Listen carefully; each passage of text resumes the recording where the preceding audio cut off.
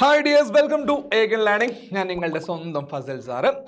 ഞാൻ സോഷ്യൽ സയൻസിൻ്റെ ഫാക്കൽറ്റിയാണ്. മറ്റ് സബ്ജക്റ്റിലും ചിലപ്പോൾ എന്നെ കാണാൻ പറ്റും. ഓക്കെ, അപ്പോൾ എനിവേ നമുക്ക് പഠനമാണല്ലോ ഇമ്പോർട്ടൻറ്റ്.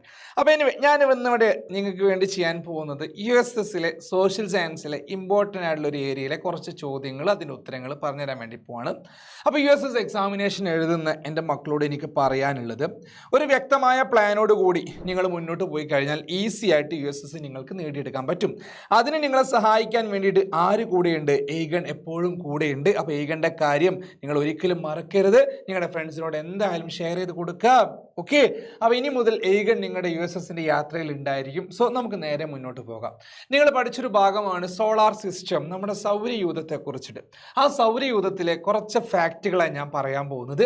ബാക്കി കാര്യങ്ങൾ എവിടെ കിട്ടുമെന്ന് ചിലപ്പോൾ നിങ്ങൾക്കൊരു ഡൗട്ട് ഉണ്ടാവും. അത് ഞാൻ അവസാനം പറയാം. അപ്പോൾ അവസാനം വരെ വീഡിയോ കാണും കേട്ടോ. ഓക്കെ, യെസ്, ചില ഫാക്റ്റുകൾ. ഫാക്റ്റ് എന്ന് വെച്ചാൽ നമ്മൾ പഠിച്ചിരിക്കേണ്ട, അറിഞ്ഞിരിക്കേണ്ട കുറച്ച് കാര്യങ്ങൾ. Galaxy contain solar system. ഏത് നക്ഷത്ര സമൂഹത്തിലാണ് നമ്മുടെ സൗരയൂഥം സ്ഥിതി ചെയ്യുന്നത്? നമ്മുടെ സൗരയൂഥം ഏത് നക്ഷത്ര സമൂഹത്തിലാണ്, ഏത് ഗാലക്സിയിലാണുള്ളത്? അതിന് നമ്മൾ പറയുന്ന പേര് മിൽക്കി വേ എന്നാണ്. അതിന് മലയാളത്തിൽ പറയുന്ന പേര് ക്ഷീരപഥം എന്നാണ് പറയാം. മിൽക്കി വേ എന്ന് പറയും. ഓക്കെ, ദെൻ അടുത്തൊരു ചോദ്യമായിട്ട് പലപ്പോഴും വരാറുള്ളത് സിമ്പിളാണ്. സൂര്യനോട്, സണ്ണിനോട് ഏറ്റവും അടുത്തിരിക്കുന്ന നിയറസ്റ്റ് പ്ലാനറ്റ് ഏതാണ്? ഗ്രഹം ഏതാണ്? അതാണ് ചോദ്യം. ഏതാണെന്ന് എൻ്റെ മക്കൾക്ക് അറിയാം. മെർക്കുറിയാണ്. മെർക്കുറി എന്ന് വെച്ചാൽ അതിന് മലയാളത്തിൽ പറയുന്ന പേര് ബുധൻ എന്നാണ്. ഓക്കെ, ബുധൻ ചൊവ്വയൊക്കെ അറിയില്ലേ? ബുധനാണ് കേട്ടോ. ഓക്കെ, ഇത് തന്നെയാണ് ഏറ്റവും ചെറുതും ഏറ്റവും ചെറിയ പ്ലാനറ്റും ഇത് തന്നെയാണ് കേട്ടോ. Then the planet having longest day, ദൈർഘ്യമേറിയ ദിനം, ലോങ്ങസ്റ്റ് ഡേ. ഒരു റൊട്ടേഷൻ കംപ്ലീറ്റ് ചെയ്യാൻ, ഒരു ഭ്രമണം കംപ്ലീറ്റ് ചെയ്യുമ്പോഴാണ് ഒരു ദിവസം എന്ന് പറയുന്നത്. അപ്പം നമുക്ക് ഇങ്ങനെയും പറയാൻ പറ്റും, ഏറ്റവും കൂടുതൽ സമയം ഭ്രമണം ചെയ്യാൻ, മീൻസ് ഒരു ഭ്രമണം തീരാൻ വേണ്ടി, ഒരു റൊട്ടേഷൻ കംപ്ലീറ്റ് ചെയ്യാൻ വേണ്ടിയിട്ട്. റൊട്ടേഷൻ എന്താണെന്ന് അറിയില്ലേ? ഭ്രമണം എന്താണെന്ന് അറിയില്ലേ? നമ്മുടെ എർത്ത് അതിൻ്റെ ആ ഒരു ആക്സിസിൽ കറങ്ങുന്നതിന് പറയുന്ന പേരാണ്, അച്ചുതണ്ടിൽ കറങ്ങുന്നതിന് പറയുന്ന പേരാണ് ഭ്രമണം, അഥവാ നമ്മൾ പറയും ഭ്രമണം അഥവാ റൊട്ടേഷൻ. ഓക്കെ, ആ ഒരു റൊട്ടേഷൻ പീരീഡ്, ആ ഒരു ഭ്രമണത്തിൻ്റെ കാലയളവ് കൂടുതലുള്ള ഗ്രഹം ഏതാണ്? അങ്ങനെയും ഈ ചോദ്യം ചോദിക്കാം. അതിന് ഉത്തരം നമ്മുടെ വീനസ് ആണ്. വീനസിന് മലയാളത്തിൽ പറയുന്ന പേര് ശുക്രനാണ്. എന്താ പേര് പറയാ? ശുക്രൻ എന്നാ പറയാ, ശുക്രൻ. Okay, yes. അയ്യോ, അടുത്തത് വന്നല്ലോ. The planet having shortest day, ഏറ്റവും കുറഞ്ഞ ദൈർഘ്യമുള്ള ഡേ ഉള്ള, അല്ലെങ്കിൽ കുറഞ്ഞ ദിനമുള്ള ഗ്രഹം, അത് മെർക്കുറിയാണ്. മെർക്കുറിക്ക് വേറെയും പറഞ്ഞിട്ടുണ്ടായിരുന്നു, ചെറിയ പ്ലാനറ്റ്, സൂര്യനോട് ഏറ്റവും അടുത്തിരിക്കുന്നത്, അങ്ങനെയൊക്കെ പറഞ്ഞതാണ്. ബുധനാണ് കേട്ടോ മക്കളെ, മറക്കരുത്. Okay, next, the planet very close to the earth. എർത്തിനോട് ഏറ്റവും അടുത്തിരിക്കുന്ന ആളാരാണ്? ഭൂമിയോട് ഏറ്റവും അടുത്തിരിക്കുന്ന ആളാരാണ്? ഭൂമിക്ക് 2 അയൽവാസികളാണുള്ളത്. ഒന്ന് നമ്മുടെ ചൊവ്വ, മാർസ്. അടുത്ത് നമ്മുടെ ശുക്രൻ. ഈ ശുക്രനാണ് ഭൂമിയുടെ ഇരട്ട എന്നറിയപ്പെടുന്നത്. ഓക്കെ, ഭൂമിയോട് ഏറ്റവും അടുത്തിരിക്കുന്ന ആള് നമ്മുടെ വീനസ് തന്നെയാണ്. വീനസ് ആണ് നമ്മുടെ ശുക്രൻ. നേരത്തെ പറഞ്ഞതല്ലേ, ശുക്രനാണ് കേട്ടോ. ഓക്കെ, ഈ ശുക്രൻ എന്നൊക്കെ പറയാൻ കേട്ടിട്ടുണ്ടായിരിക്കും, ഈ സിനിമയിലൊക്കെ കണ്ട് ശുക്രൻ. ഇപ്പം നമുക്ക് ശുക്രനാണ് എന്ന് വെച്ചാൽ ഭാഗ്യം ഒരുപാട് കൊണ്ടുവരുന്നതാണ് പറയുന്നത്. വേറെ ആളുണ്ട് ചൊവ്വ മൊത്തം ദോഷമാണ്. ഓക്കെ, അങ്ങനത്തെ വിശ്വാസം എനിക്കില്ലെങ്കിൽ ചില ആൾക്കാർക്കൊക്കെ ഉണ്ടാവുന്നുണ്ട്. ഓക്കെ, ഗ്രഹനിലൊക്കെ നോക്കുന്നുണ്ട്. അപ്പോൾ അതിലൊക്കെ കേൾക്കുന്ന വാക്കാണ് വീനസ്. ശുക്രൻ നമ്മുടെ അയൽവാസിയാണ് കേട്ടോ, ഭൂമിയുടെ ഏറ്റവും അടുത്തിരിക്കുന്ന ആളും.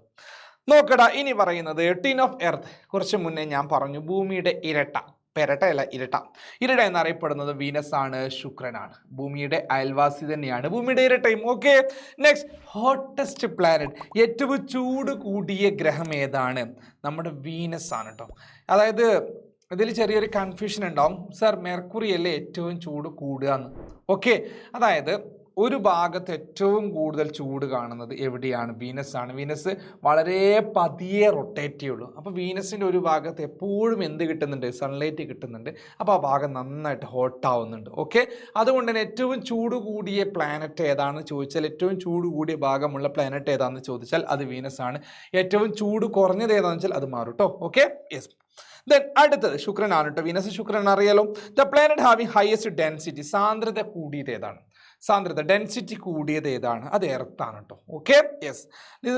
ഡെൻസിറ്റി അല്ല, മാസ് ബൈ വോള്യൂം എന്ന് ഫിസിക്സിൽ കാൽക്കുലേറ്റ് ചെയ്യുന്നത്. അറിയാലോ. ഓക്കെ, ഒരു ക്യൂബിക് മീറ്ററിൽ എത്രത്തോളം മാസ് അതിനുണ്ട്, അതാണ് കണക്ക്. അതിൻ്റെ ഫിസിക്കൽ വലിയ വലിയ വേർഷൻസ് ഒക്കെ നിങ്ങൾ വലിയ ക്ലാസ്സിൽ പഠിക്കും. ഓക്കെ, 8ാം ക്ലാസ് 9ാം ക്ലാസ് 10ലേക്ക് എത്തും പഠിച്ചോളൂ. തൽക്കാലം നമുക്ക് ബാക്കിയുള്ള കഥയിലേക്ക് പോകാം.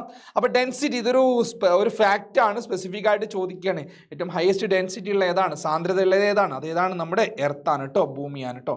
അത് നിങ്ങൾ പഠിച്ചിട്ടുണ്ടായിരിക്കില്ല കേട്ടോ. ഓക്കെ, വലിയ വലിയ ക്ലാസ്സിലാണ്.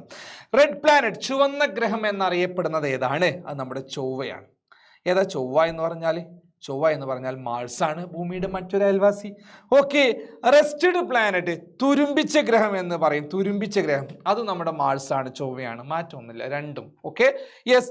ദെൻ അടുത്തത് കോൾഡസ്റ്റ് പ്ലാനറ്റ്, തണുത്ത ഗ്രഹം ഏതാണ്? അത് യുറാനസ് ആണ്. ഏറ്റവും കോൾഡ് ആയിട്ടുള്ള തണുത്ത ഗ്രഹം ഏതാന്ന് ചോദിച്ചാൽ അത് യുറാനസ് ആണ് കേട്ടോ. ഓക്കെ, അപ്പോൾ ഇത്രയും കാര്യങ്ങൾ എൻ്റെ കുഞ്ഞുമക്കൾ എന്ത് ചെയ്യാം, ഒന്ന് ആലോചിച്ച് വെക്കാം. അപ്പോൾ ഇത്രയും എനിക്കിപ്പോൾ പറയാനുള്ളൂ. ബാക്കി കഥ നമുക്ക് എവിടെ പറയാം? ബാക്കി കഥ നമുക്ക് ലൈവ് ക്ലാസ്സിൽ പറയാം. ലൈവിൽ വന്നിട്ട് നമുക്ക് എന്ത് ചെയ്യാം, ഡിസ്കസ് ചെയ്യാം. അപ്പോൾ ലൈവ് ക്ലാസ്സിന് വേണ്ടി വെയിറ്റ് ചെയ്യാം. നിങ്ങളുടെ ഫ്രണ്ട്സിനോട് പറയുക, ചാനൽ സബ്സ്ക്രൈബ് ചെയ്യാം, മാക്സിമം എല്ലാവർക്കും ഷെയർ ചെയ്ത് കൊടുക്കുക. ഓക്കെ, അപ്പോൾ ഇങ്ങനെയുള്ള ഇൻട്രസ്റ്റിംഗ് ഫാക്റ്റുകളും ഒരുപാട് കഥകളുമായിട്ട് ഇനിയും ഫസൽ സാറ് വരും, മറ്റു ടീച്ചേഴ്സ് എല്ലാവരും വരും. വലിയൊരു ടീം ഇതിൻ്റെ പിറകിൽ നിങ്ങൾക്ക് വേണ്ടി വെയിറ്റ് ചെയ്യുന്നുണ്ട്. സോ ഒരിക്കലും മിസ് ചെയ്യരുത് കേട്ടോ, ഒരിക്കലും മിസ് ചെയ്യാൻ പാടില്ല. USS വേണ്ടേ, നമുക്ക് പഠിക്കണ്ടേ, നമുക്ക് സെറ്റാക്കണ്ടേ, USS നേടിയിട്ട് ഞെളിഞ്ഞ് നടക്കണ്ടേ. ഓക്കെ, അപ്പോൾ കഥയും പാട്ടും കളിയും ചിരിയോടൊപ്പം ഒരുപാട് പഠന കാര്യങ്ങളുമായിട്ട് ഏകൻ എപ്പോഴും കൂടെയുണ്ട്. അപ്പോൾ നിങ്ങളും ഏകൻ്റെ കൂടെ വേണം. Thank you, bye, see U.